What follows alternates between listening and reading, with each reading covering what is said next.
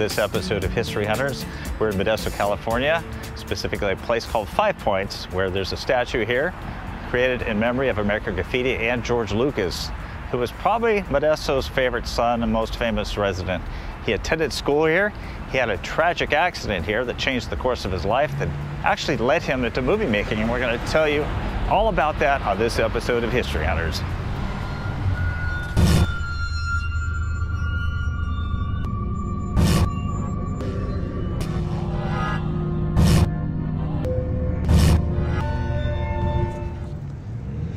The statue definitely represents a more innocent and simpler time in America, when kids seemed more modest in their dress and their fashion.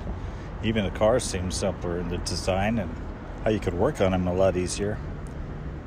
A less sophisticated generation, which got along fine with black and white TV, no cell phones, no computers. This represents a young love between a man and a woman, centered on the love of the automobile. American Graffiti.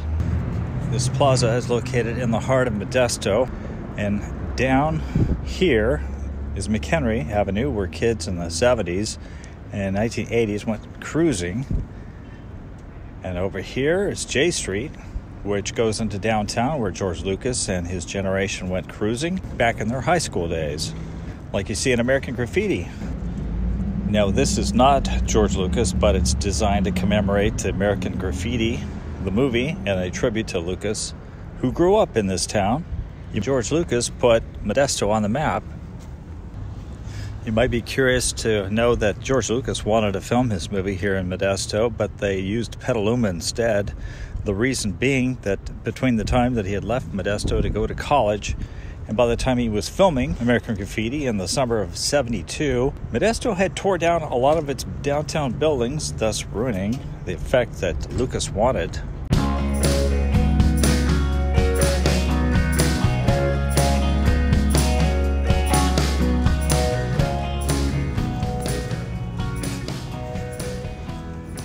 This is J Street, which was the old stomping ground of George Lucas when he was young. He and his sisters liked to hang out at Harley's Records on J Street, where they bought a lot of 45 records. Some of those old records influenced his choice of music for American Graffiti. It also has the original State Theater, which George and his sisters would watch movies. No doubt some of those films that he watched had an influence on his own movie-making imagination. I've often thought that even Star Wars had some scenes that reminded me of scenes from The Wizard of Oz, so it was fitting that when George came back to downtown Modesto for the graffiti parade in 2012 that he ride down J Street right in front of this theater.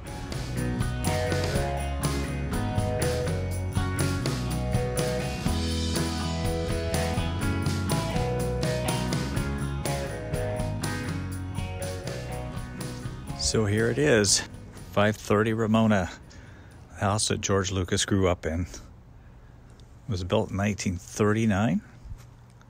His parents already had 2 girls by the time that George was born, and he was born on Mother's Day in 1944. It's possible that either of these bedrooms in the front could have been his. That stump there could have been part of a tree that was here when George was living here. The Lucas kids often would play outside because they didn't have a TV back in the 50s. If you pay attention to American Graffiti, you will actually know that George Lucas inserted the name of his street when Mackenzie Phillips mentions the living on it. By the way, where is it that you live, Carol? Over in Ramona. Why? Oh, no. You thought I'd tell you where I live? Not me. So we're going to roll past George Lucas's house on the way to his elementary school. This would have been the way that George and his sisters would have walked to school. You have to remember that it was a different world back then in the 50s, and parents were not afraid to let their kids walk to school. And right up here on the right is a market that they would stop at, and he and his sisters would buy candy and gum and soft drinks and things like that. Modesto was a small, sleepy little town in California and had a population of about 17,000 in 1950, and crime was really rare child kidnappings did not occur. Now in 1951, when George was in the 2nd grade, they closed the original John Muir School because they built a brand new John Muir School, and they had to walk as a class, gathered up their books and their belongings, and they walked several blocks, I think it's 7 or 8 blocks, to the new school. And it was quite an event for the students. There's a fence around this campus right now, but obviously back in the 50s, there was no need to put any kind of gate or fence around any school in the country. Things were safer back then. So in the 1950s, George Lucas attended school right here, John Muir Elementary School. Lucas has since returned since he became famous. The last time, I believe in 2001, when he was reunited with at least 3 of his elementary school teachers and some from the community who found out that he was going to be there. And here it is. This is the junior high school that George Lucas attended back in the 50s. So this is the front of Roosevelt Junior High School. So it was quite a ways from the house where the Lucas family lived over here to Roosevelt Junior High School. So I'm not sure if they had bus service at that time or if his parents had to bring him over here, but it's way too far to walk. Check this out. Rough Riders, established 1951. Campus looks pretty much the way it looked way back. Nothing changes in Modesto, it seems like. But things sure changed for George Lucas, didn't they? Now you may not believe this, but that sign up there, I believe, is an original back to the era in which George Lucas attended here in the 1950s. How cool is that? This is where you go when you get in trouble. I can't help but wonder if George Lucas ever got into trouble. Maybe daydreaming in class? Maybe daydreaming of galaxies far, far away. So as I promised, I wanted to show you where George Lucas went to high school. He went to high school right here, Thomas Downey High School. And the building looks pretty much the same way that it looked back when he was attending school here. He graduated in 1962, which would have meant that he started here in 1958. The school is very dated. It was built way back. He would have been entering the school right here. I understand he was also a tennis player. He played tennis here. There we go. This gives us the date, 1951. This high school was built. It's now a distinguished school. It's even more distinguished knowing that George Lucas, one of Hollywood's greatest filmmakers, attended school here. When he was a student here at Downey High School, Lucas was somewhat indifferent. He barely made passing grades, which especially concerned his father. His real passion were things off this campus. In his older grades, he was given the Fiat, which he modified for racing. He was addicted to the adrenaline of speed and had his heart set on being a race car driver. Before, when I was in high school, I just sort of wandered around and, I wanted to be a car mechanic and I wanted to race cars, and the idea of trying to make something out of my life, wasn't really a priority. George Sr. found his son often hard to understand and very stubborn. The dad was hoping that son would take over the office supply store that he had started in Modesto, but George told him, "I will never go to work every day doing the same thing day in and day out." From at least my teenage years, they were completely devoted to cars, and that was the most important thing in my life, from about ages of 14 to 20. Ironically, for American Graffiti, Lucas changed the name of Downey High School, calling it Dewey High School instead. I'm thinking they may want to put some fencing around this school because the dude up there just walked off this campus, because you can freely walk on it, and smell like marijuana. We certainly don't know what classes he had, but one thing that I'm certain of is that this building right here is original, back to that time period. George Lucas would have hung out here, maybe talking about cars and girls out here in this lunch area. I often wonder about the future famous people, if they go through life thinking, yeah, someday I'm going to be famous, or if they think, I'm going to be a work at my dad's grocery store, or work as a race car driver, perhaps. Now, the reason that I brought you out here amid all the homeless people who have taken over Modesto is this is the place where George Lucas would come with his family during summers when they had concerts out here. And there was a band leader, Mr. Mancini, for whom this bowl is named. He would give concerts. He was a protege of John Philip Sousa, and his family said that George was impressed by the music that was played out here. In fact, it had a profound influence on his films. If you'll notice, even at Star Wars, there's this dramatic orchestra music playing. So you might say that this place here had a direct influence on George Lucas's movies and his exposure to classical music, orchestra music. So in American Graffiti, the popular hangout was Mel's Drive-In, but you will not find a Mel's Drive-In in Modesto. Instead, George Lucas was familiar with at least 3 drive-ins here in Modesto. They included this A&W. I'm told that it was built in 1958, making this one of the oldest continuously operating A&Ws in the country. It is a complete throwback to the 50s, but it has been modified over the years. Looks like this order box went out of commission a long time ago.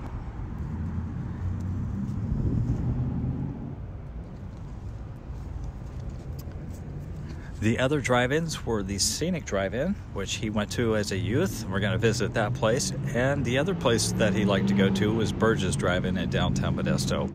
This building is now called the McHenry Museum, but back in George Lucas's days, this was the main branch library in downtown Modesto. It's said that on June 12th, 1962, the week of his graduation, George Lucas was studying here, and he came down these steps, and he got into his Fiat, and he drove off towards McHenry, and he had an accident very close to his house. This plaque does not mention the fact that this was actually the Modesto Library, but it was constructed in 1911. Just think, George Lucas himself, he used to come up here and study at the library.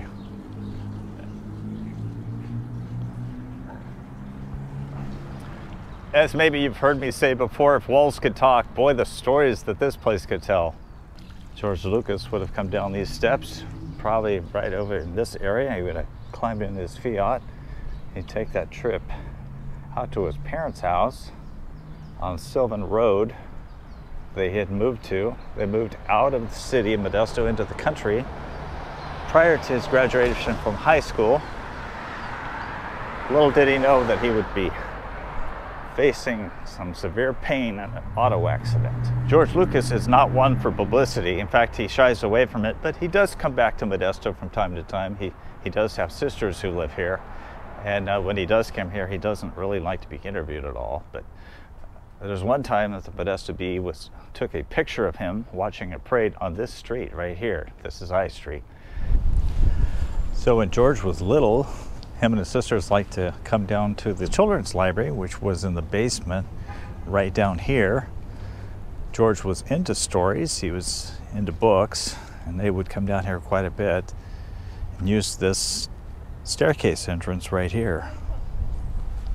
So on June 12th, 1962, George Lucas was driving down McHenry Avenue here en route to his new house. His family bought a new house out in the country, so north of Sylvan Road, and at that time, Sylvan Road was just a 2-lane dirt country road. George was in his little Fiat. George would have turned right here to go this direction, to east, and up here a ways would have been the entrance to their driveway.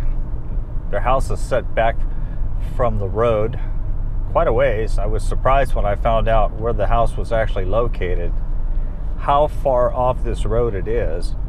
This is Sylvan Road. The address of the house was actually Sylvan Avenue, even though it was far, far from here. Up here is a road called Dragu Park Road. You go a little bit past, you'll see a road called Rexford Road. This would have been the driveway. George was making a left here to turn into the driveway, and he was struck right here.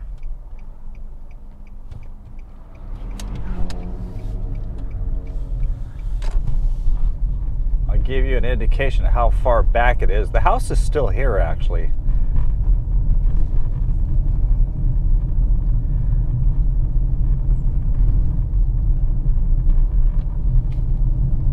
George's house. You cannot see it. It's directly behind this gate right here. This gate goes directly back to George Lucas's house.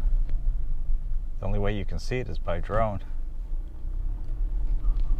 George was not excited about the move out to Sylvan Avenue, which was way out in the country at the time, because it separated him from his friends. But in retrospect, it may have been a big blessing for the world, because he began to immerse himself listening to all the records that he bought and experimenting with cameras and filmmaking. So if you had been out here on June 12th, 1962, there would have been a crash out here. You would have seen a little sports car, a little Fiat sports car that was mangled. It was against a walnut tree.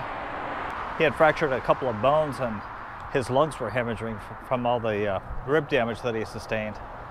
Now, the way the accident happened was that George was coming down Sylvan Avenue, and a high school friend named Frank Ferreira had clipped his car from behind. In an attempt to show off, he sent the Fiat into a series of 3 flips. The seatbelt held George in the first flip, but on the second flip, the belt broke, sending him into the street like thrown dice. If the belt hadn't broke, some have said that he would have been crushed to death when the car flipped for a third time up against a walnut tree. So as often happens with young people, he wised up. He decided that car racing wasn't going to be in his future. It was too dangerous. He decided to do something meaningful with his life. He decided to go to school. Lucas spent 3 months recovering and had a lot of time to reflect on how his life was spared.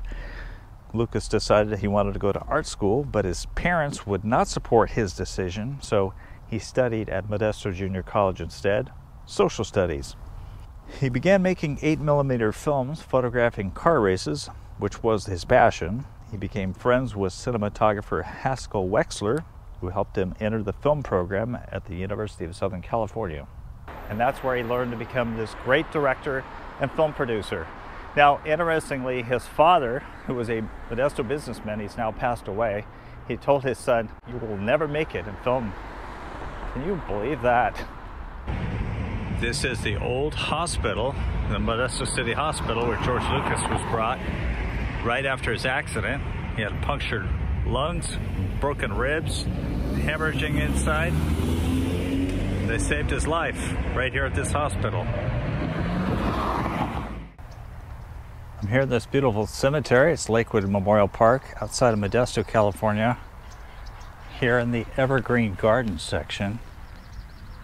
And right over here by these tall redwoods are the graves of George Lucas's parents. George W. Lucas is buried here. He died December 17, 1991. And right over here is a marker for Dorothy Bobberger Lucas. She lived from 1913 to March 10th, 1989. Just think, if it hadn't been for this couple here, there would have been no Star Wars, no American Graffiti. I wonder how many times George Lucas has been out here to visit these graves. George Walton Lucas Sr., he ran a stationery store and owned a small walnut orchard. It was mostly British and Swiss heritage. He died at the age of 78, 2 years after the death of his wife. Dorothy Eleanor Bamberger Lucas was a member of the prominent Modesto family. In fact, one of her cousins is the mother of former Secretary of Agriculture Ann Veneman. I don't know that much about Mrs. Lucas. other than the fact that she was pretty ill when George was growing up, and she was bedridden quite a bit. Now, I can't say for sure, but this spot here, it's like there might be two spots right here are empty. And I can't help but wonder if maybe George Lucas would be buried here when he passes, but who knows. Now, I couldn't help but notice that over here is an OH Art Renner, 1906 to 72, and a Ruth Renner, October 30th, 1916 to January 16th, 1998. I can't help but wonder if the Renners here that are buried here are actually related to actor Jeremy Renner, who was also from Modesto, California. This is also the same cemetery that actor Gene Jagger of White Christmas is buried. I did a program on him a couple of years ago. He's buried over that direction.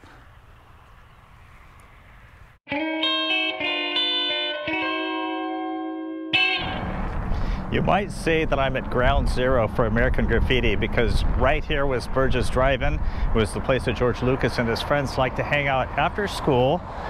In the 1960s, this restaurant was here since the 1940s. It was a popular drive-in. It was kind of the model for Mel's Drive-In and American Graffiti. It is no longer here. You can imagine George Lucas and his buddies were out here. Burgess Drive-In. It's now a bakery outlet. They bake the San Luis sourdough bread. This was also the turnaround for cruising. They would cruise 10th Street, the next street over that way. This was the kind of the turnaround spot, and they would head back east to F and G Street. Back in the 1940s and 50s, and I believe in the 60s, this was Highway 99. It's now Ninth Street. Highway 99 has bypassed downtown.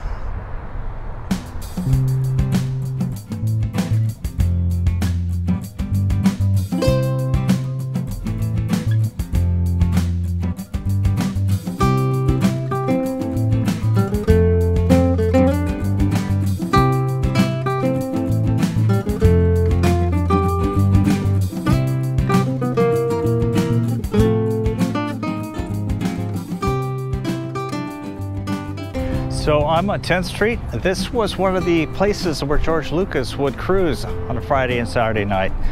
This must be a pretty slow Saturday night, but if you would have been here in the 60s, this place would have been crawling with kids in their souped up cars. Now, this was the cruising route. They would go down 10th and 11th Street, make a big loop, go all the way down to Burgess, turn around. They would go all the way east to F and G Streets and turn around and make the loop.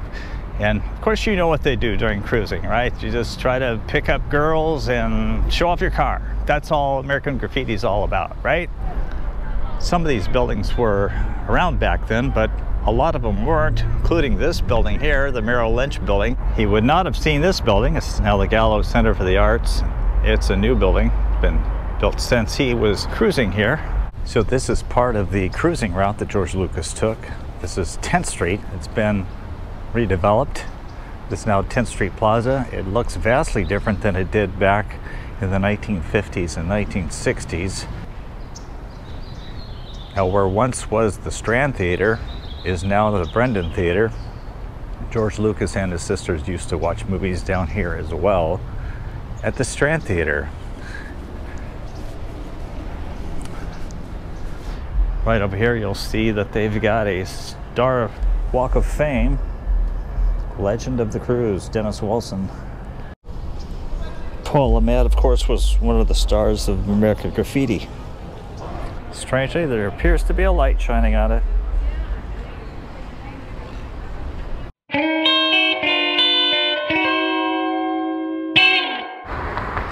So this is another one of those historic places associated with the life of George Lucas. According to his sister Wendy, they used to ride their bicycles from their house a couple blocks away over here to this drive-in, where they enjoyed the company of their friends and some good food. This restaurant looks pretty much the same way that it looked back then.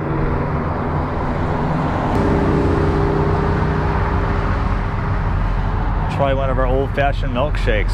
Look at this historic ordering counter right here, stainless steel. And receive your food probably over here. This probably hasn't changed very much since back in the days when Georgie boy was here. Now, something else I need to point out, across the street there was a foreign car dealership and garage. That's where George used to go and have his car souped up. He had a little Fiat, the one that he crashed, but it was located right opposite the scenic drive-in. I'm wondering how many of you have hamburger joints like this still across the country.